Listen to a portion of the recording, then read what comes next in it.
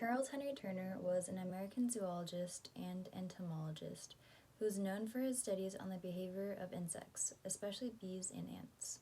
He found that social insects can change their behavior in response to an experience. Using Pavlovian conditioning, he created mazes for ants and cockroaches to go through. He saw that cockroaches could be trained to avoid a dark area of one apparatus, and they would continue to do that same behavior in a different apparatus. As for honeybees, he tested their visual abilities through using colored discs and boxes.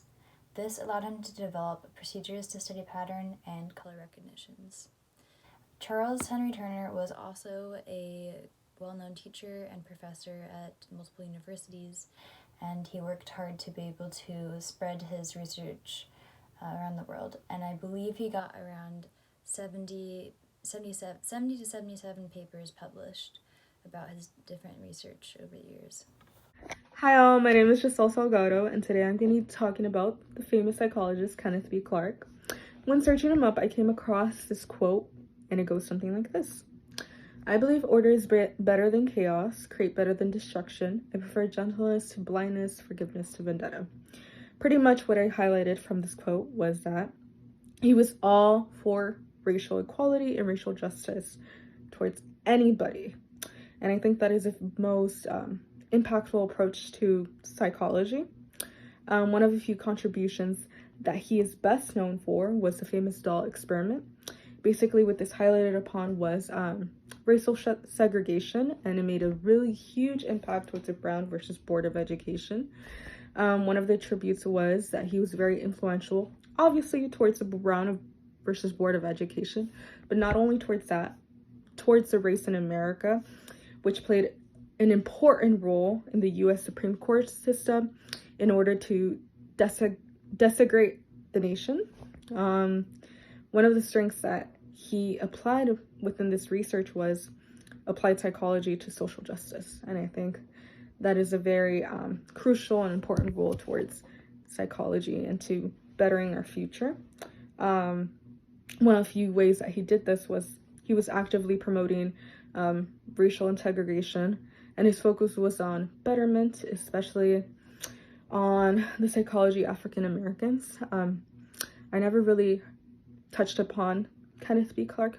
I've heard about this experiment, but I never knew it was from an African American man. And I think this little research mini project or trading card is a really crucial and important role to getting to know other psychologists. And my trading card looks something like this. So, yeah. Thanks. You guys have a wonderful day, and thanks for hearing my project. Hello, my name is Carla Heberly, and today I will be sharing with you about psychologist Mamie Phipps Clark. Clark was born in Hot Springs, Arkansas, to a father who was a physician and a mother who was a homemaker and also supported her husband's career as a physician. Clark then graduated from Langston High School as one of the few African Americans to graduate. This was a very rare accomplishment at the time, really revealing her perseverance and resilience through the school system, which was highly segregated, so she could further her education at Howard University, where she graduated with both a bachelor's and master's degree from.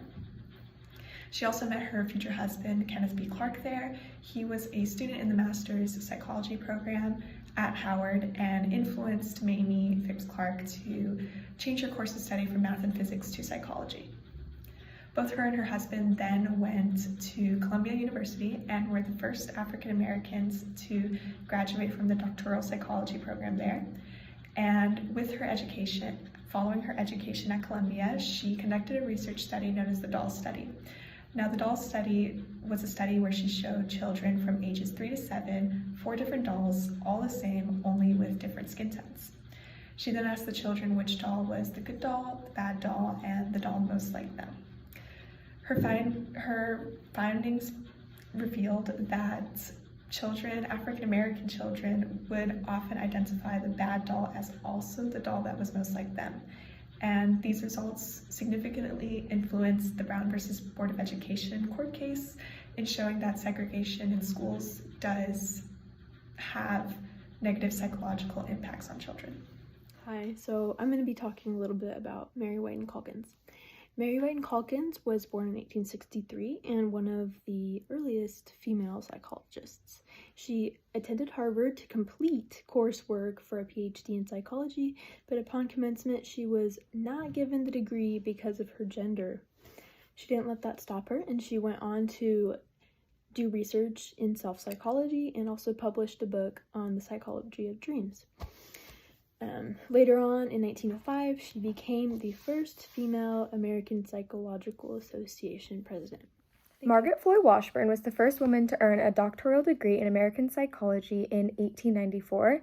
She was also the second woman after Mary Whitton Calkins to serve as APA president.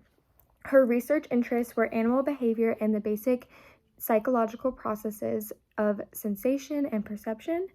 The book that she's best known for is titled The Animal Mind, which was published in 1908, and it was the first book based on experimental work with animal cognition. And then following this book, she developed a motor theory of consciousness, which she fully developed in her second book, Movement and Mental Imagery, in 1916. Basically, her work, the basic idea behind all of her work was that thinking was based in movement, and therefore consciousness is linked to motor activity. She was also named a Fellow of the National Academy of Sciences, and she was only the second woman to ever receive that honor. And despite facing gender-based challenges throughout her career, her legacy is marked by very groundbreaking achievements in psychology and her role advancing women in the field of psychology. John Garcia was most known for his research on taste aversion learning. He studied at the University of California, where he received his PhD in 1965. He's also been a professor at numerous different universities and has over 130 publications. He was elected to the National Academy of Sciences in 1983. He was awarded the Howard Crosby Warren Medal for Outstanding Research in 1978. And in 1979, the American Psychological Association awarded him the Distinguished Scientific Contribution. In his research with rats, he found an exception to Pavlov's classical conditioning theory, which is learned taste aversion, where the rats, under certain circumstances, formed aversions to tastes or smells that were paired with nausea, even if the illness occurred hours after consumption. This discovery was huge for the field of psychology because it challenged already existing views on classical conditioning and led to the development of the concept of preparedness in learning. His findings had important implications for understanding the adaptive nature of learning and the evolution of behavior. He also made contributions to other areas of psychology, such as behavioral ecology, neuroscience, and the study of memory and learning. Thank you.